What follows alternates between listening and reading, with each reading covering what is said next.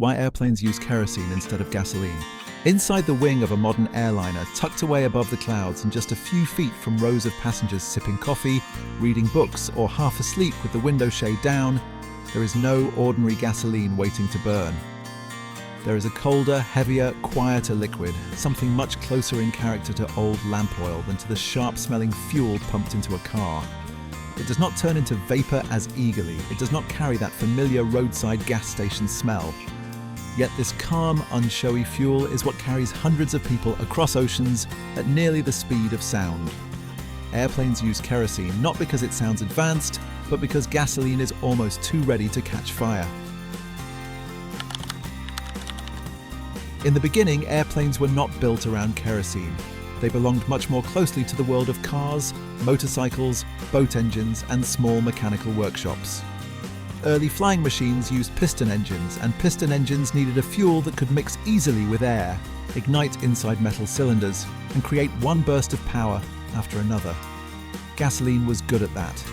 It was light, energetic, and already connected to the fast-growing world of automobiles.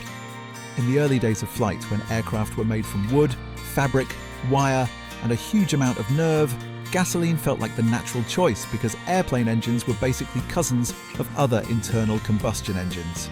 But early aviation was never clean or simple. It was a world of compromises stacked on top of other compromises.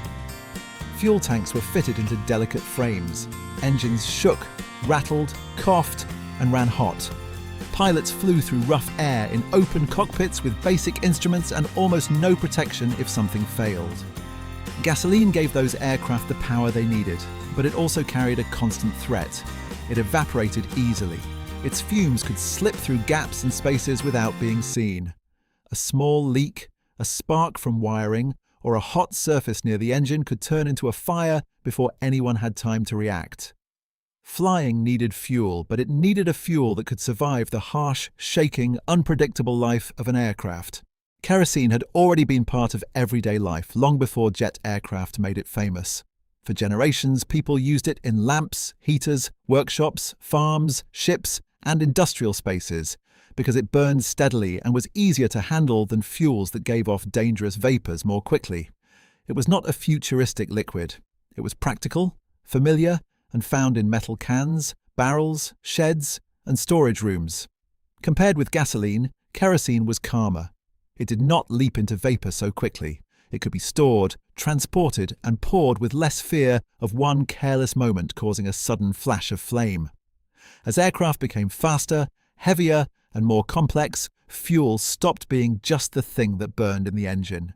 It became part of the aircraft's survival system. A plane does not move like a car along a steady road.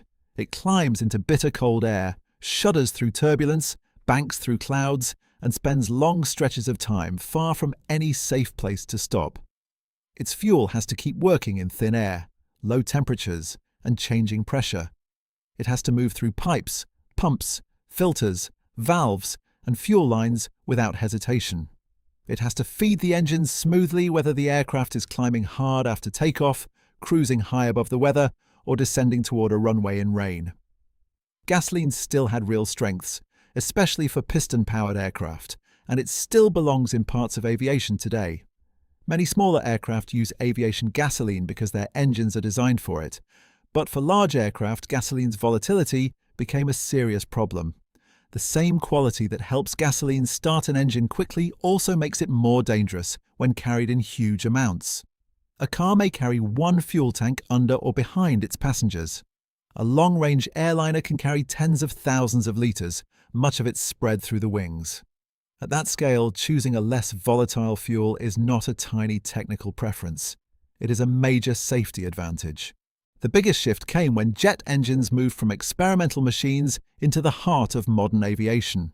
A piston engine takes fuel in repeated gulps. It compresses a mixture of fuel and air inside cylinders, ignites it, and turns rapid explosions into motion. A jet engine behaves in a very different way. It breathes continuously. Air rushes into the front, gets squeezed under pressure, meets fuel inside a combustion chamber, and burns in a steady stream. That hot expanding gas spins turbines and blasts backward, pushing the aircraft forward with smooth, relentless force. That changed the job description of aircraft fuel. A jet engine did not need gasoline's quick vapor behavior in the same way a small piston engine did. It needed fuel that could be sprayed into fine droplets, burn steadily, release a lot of energy, and remain stable through long flights. Kerosene fit that role extremely well. It carried strong energy in the limited space available inside the wings. It could be handled more safely by airport crews, fuel trucks, storage systems, and maintenance teams. On crowded ramps under summer heat, in winter rain, beside running equipment and electrical systems, that calmer behavior mattered every single day. There is another detail passengers almost never think about. Fuel inside an airliner is also part of the aircraft's weight and balance. It is not poured in randomly like water into a bucket. It is measured, distributed, monitored, and sometimes moved between tanks according to the flight plan, aircraft weight, and center of gravity. The fuel has to behave predictably while the aircraft rolls down the runway, lifts into the air, climbs, banks, cruises, descends, and lands. A more stable, less volatile fuel makes that whole hidden operation safer and easier to manage. Modern aviation kerosene is not the same thing as the kerosene someone once used in an old household lamp. Jet fuel is refined and controlled to meet strict requirements. It has to resist freezing at cruising altitudes, where the outside air can be far below zero. It has to burn properly inside turbine engines. It has to flow through fuel systems without becoming too thick, too unstable, or too unpredictable. Common jet fuels such as Jet A and Jet A1 are kerosene-based, but they are carefully engineered aviation fuels, not rough fuel from a shed or hardware store. This is why comparing an airplane to a car can be misleading. A car engine and a jet engine both burn fuel, but they live in completely different worlds. A car pulls into a station, fills up in a few minutes, and drives at ground level through streets, traffic lights, parking lots, and highways.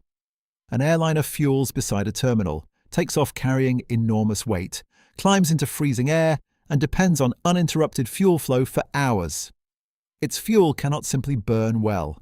It has to wait safely inside the wings, avoid dangerous vapor behavior, keep moving through cold systems, and feed engines that are swallowing huge amounts of air every second.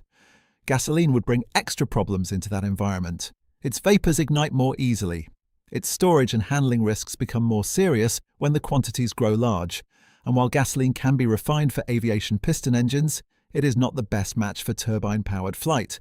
Kerosene's steadier nature, higher flashpoint, strong energy content, and compatibility with jet engine design made it the fuel large commercial aircraft gradually settled around.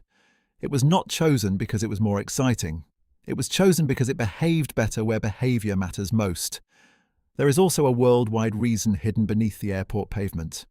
Airports are not just terminals, gates, and runways. They are fuel networks. Under and around them are storage tanks, pipelines, hydrant systems, trucks, filters, pumps, testing equipment, and strict procedures that allow aircraft from many airlines and many countries to refuel safely. Standardizing around kerosene-based jet fuel helped build a global aviation system where an aircraft can land far from home and still receive fuel that meets known requirements. A jetliner arriving at a distant airport needs consistency, not guesswork. The surprising part is that kerosene did not win because it burns in some wild, spectacular way. It won because of how it behaves before it burns. In aviation, danger does not only live inside the engine. It can appear during storage, refueling, maintenance, leaks, heat, cold, impact, or the long hours when fuel is simply sitting inside the wings. A fuel that is a little less eager, a little more patient, can be far more useful than one that ignites quickly. There is one more hidden role inside the wings. In many aircraft, fuel does more than power the engines. It can help absorb heat from aircraft systems. It affects how weight is spread across the wings. It becomes part of the aircraft's carefully managed flight condition from departure to landing.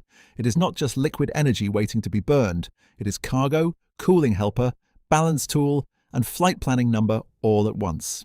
The fuel passengers never see is being measured and calculated from the moment the aircraft is prepared for departure. So the reason airplanes use kerosene instead of gasoline is not one simple answer.